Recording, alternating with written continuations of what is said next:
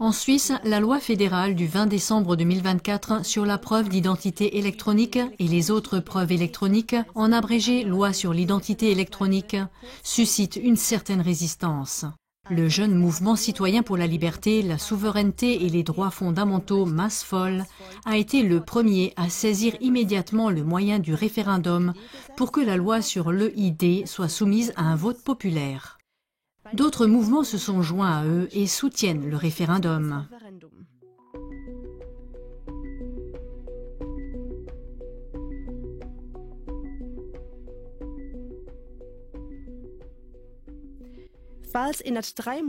Si dans un délai de 3 mois, au moins 50 000 signatures de citoyens ayant le droit de vote en Suisse sont recueillies, le peuple suisse pourra se prononcer sur l'acceptation de la loi sur l'EID.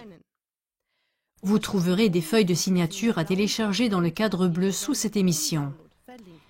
Les initiateurs remercient pour chaque signature jusqu'au 4 avril 2025. Les aspects négatifs de l'EID ont été mis en lumière par CLA-TV dans l'émission intitulée « EID, éléments clés de la dictature numérique et de l'exclusion » du 26 novembre 2024 que nous rediffusons ci-dessous en raison de l'actualité.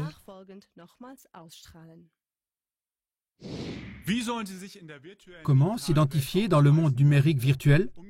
Pour prouver votre propre identité, vous avez besoin de la carte d'identité EID. Le Parlement suisse reste lui aussi convaincu de cette nécessité d'une ID. À partir de 2026, l'EID devrait être disponible gratuitement en ligne et dans les bureaux des passeports. Elle serait comparable à la carte d'identité ou au passeport dans le monde physique. Pour l'instant, l'EID ne remplacera toutefois pas encore les deux documents.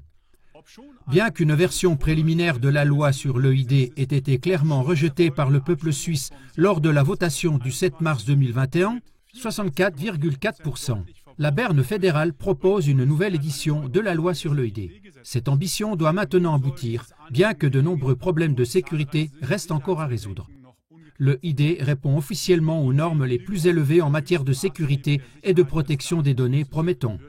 La protection des données serait garantie par le fait que ce sont les utilisateurs et non l'État ou des tiers qui gèrent eux-mêmes leurs données et les conservent sur leur téléphone portable. La propagande ne promet que des avantages de l'EID. Elle est plus qu'une simple carte d'identité numérique. Elle doit également permettre de classer ou d'associer d'autres pièces d'identité, certificats, actes, permis de conduire et tickets de toutes sortes. Elle servirait de base d'identification lors de l'obtention de documents et de services officiels, ainsi que de biens et de services privés. Qui encourage l'introduction de l'EID?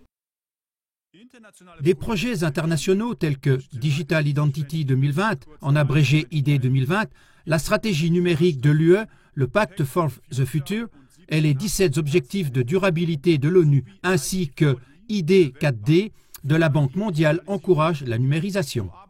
Par exemple, l'organisation ID 2020, basée à New York, travaille à la création d'une identité numérique transnationale où toutes les informations sur chaque individu seraient rassemblées. Diplôme, preuve de vaccination, état des finances, comptes de réseaux comme Twitter ou Facebook, jusqu'aux données produites par le smartphone.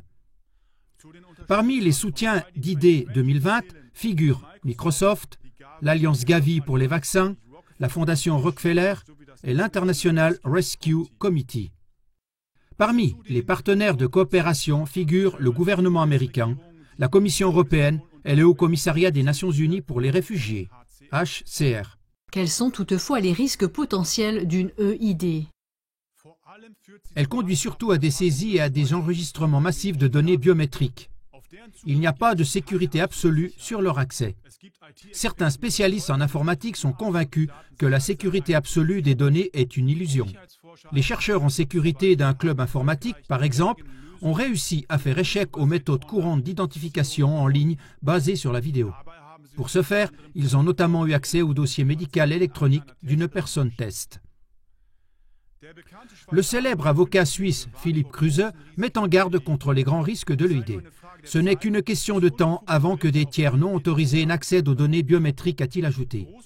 Les grandes entreprises pourraient obtenir des dérogations légales par la voie politique afin d'avoir accès aux données d'identification électronique de leurs clients.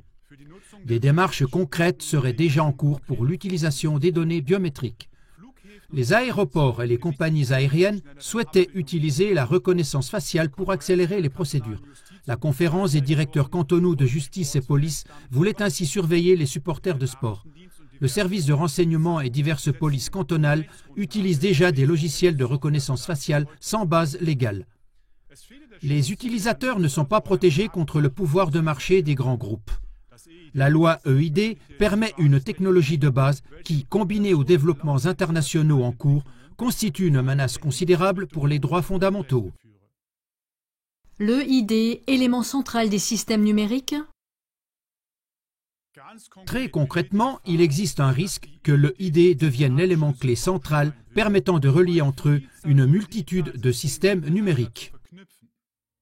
Par exemple, avec un carnet de vaccination numérique, un passeport, une carte d'identité médicale, un permis de conduire, une carte d'assurance maladie, une carte de don d'organes, de la monnaie de banque centrale CBDC, des autorisations d'accès numérique et bien d'autres choses encore, jusqu'à un système de crédit social.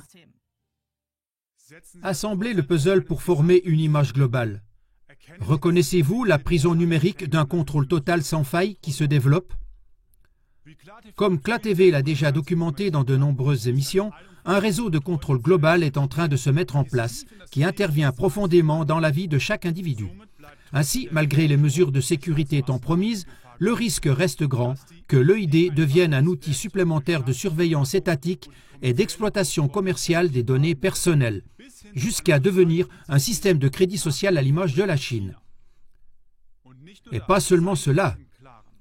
Soyons clairs, l'élite au pouvoir du complexe numérico-financier n'a pas pour seul objectif le contrôle total.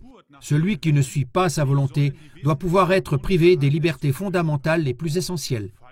Si vous n'êtes pas utile à l'élite dirigeante, vous pouvez facilement être éliminé de la vie publique.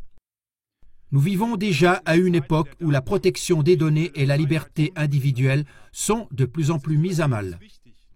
Il est vital que nous puissions voir les coulisses de ces technologies insidieuses. L'EID se révèle également être un loup déguisé en agneau. Gardez cette porte d'entrée fermée. Mettez-vous en réseau avec des personnes éprises de vérité et de liberté. Informez autour de vous en diffusant cette émission.